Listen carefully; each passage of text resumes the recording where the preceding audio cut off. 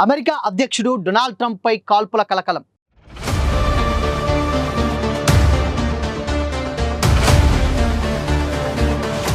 Shoot చేసిన ఆ part time teacher ఎవరు? ఇన్వెస్టిగేషన్లో వెలుగులోకి వచ్చిన సంచలన నిజాలు. ఇంతకీ ట్రంప్ పై ఆ కాల్పులు ఎందుకు జరిపారు? Watch this video.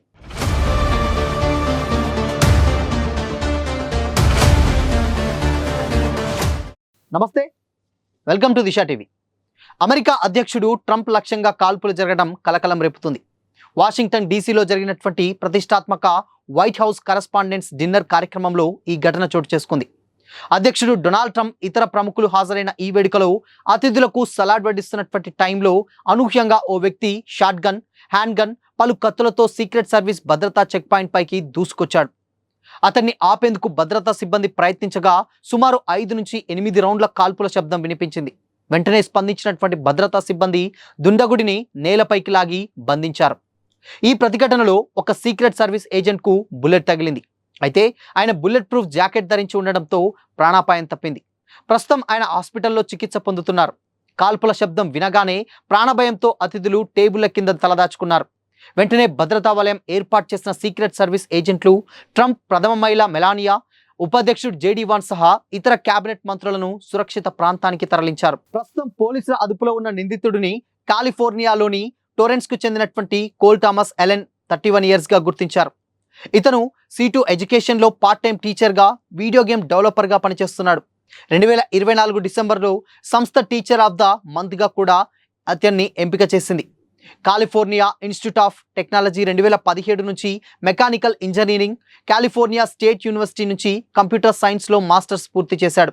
ఫెడరల్ ఎన్నికల కమిషన్ రికార్డుల ప్రకారం అలెన్ అక్టోబర్ 2024లో కమలా హారిస్ అధ్యక్ష ఎన్నికల ప్రచారానికి $25 విరాళం ఇచ్చినట్లు వెల్లడైంది.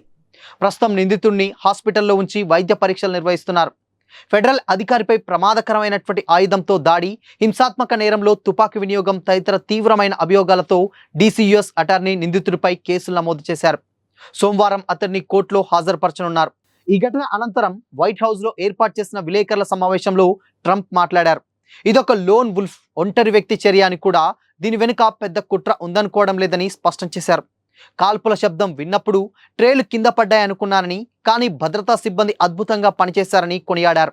తాను కార్యక్రమాన్ని కొనసాగించాలని భావించిన అధికారుల సూచన మేరకు అక్కడి నుంచి వెళ్లిపోయినట్లు తెలిపారు.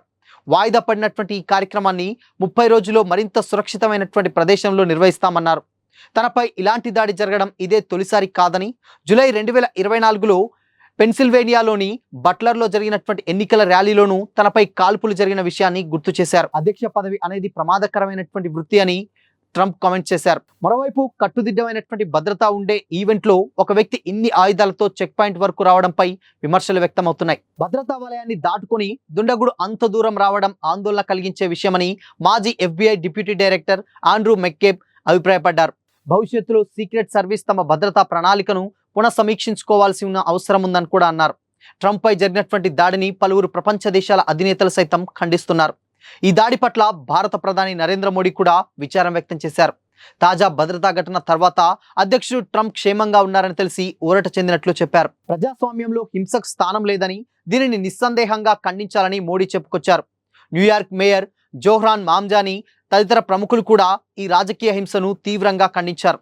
మొత్తంగా అప్పుడు జరిగినటువంటి కాల్పులు, అది ఏదైతే అక్కడ జరిగినటువంటి కాల్పులు ఏదైతే ఉందో ఇప్పుడు సోషల్ మీడియాలో వైరల్గా మారింది. ఇన్ కేస్ అంటే ఒక దేశ ప్రధానిపై జరిగినటువంటి దాడిని కంప్లీట్గా ప్రతి ఒక్కరు కూడా వ్యతిరేకిస్తున్నారు అండ్ ఇప్పుడు దీన్ని ఖండిస్తున్నారు కూడా. అయితే ఇప్పుడున్నటువంటి సిచ్యువేషన్స్లో ఏదైతే ఇప్పుడు గతంలో ఉన్నటువంటి $25 వేరే పార్టీకి డొనేషన్ ఏదైతే ఉందో అది కొంచెం డెఫినెట్గా కొంచెం సీరియస్గా తీసుకోవాల్సినటువంటి ప్లాన్ కూడా ఉందంటూ కూడా కొంతమంది వాపుతున్నారు. ఇన్ కేస్ అది ఒంటరిగా చేశారా, లేకపోతే వెనక ఏదన్నా బలగం ఏదైనా ఉందా అనేటువంటి గ్రూప్ కూడా ఏదైనా ఉందా అనేటువంటి సందేహాలు కూడా వ్యక్తమవుతున్నాయి.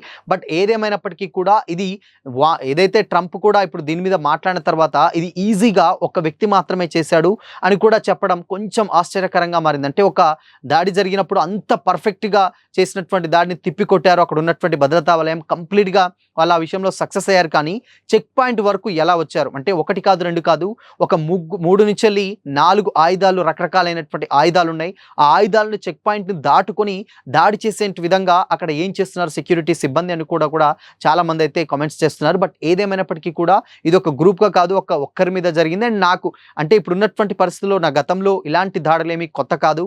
జులైలో ఒకసారి ప్రచారంలో జరిగింది అండ్ ఇప్పుడు జరిగింది. బట్ ఏదైతే ఈ పదవి ఏదైతే ఉందో అది చాలా చాలా కొంచెం ప్రమాదకరమైనటువంటి వృత్తి అని కూడా ట్రంప్ కామెంట్స్ ఇప్పుడు సోషల్ మీడియాలో వైరల్ అవుతున్నాయి. బట్ దీన్ని ట్రంప్ అంత ఈజీగా తీసుకోవడం నిజంగా ఒక ఆశ్చర్యం కలిగించేటువంటి విషయం. ఎందుకంటే చాలా లైట్‌గా, అంటే ఇట్లాంటి ఒక దాడి అంటే జరిగినప్పుడు కూడా పెద్ద ఎత్తున కొంచెం రియాక్ట్ అవ్వాల్సినటువంటి అవసరం ఉంటుంది. కానీ దీని వెనక పెద్దగా ఎవరూ లేరు.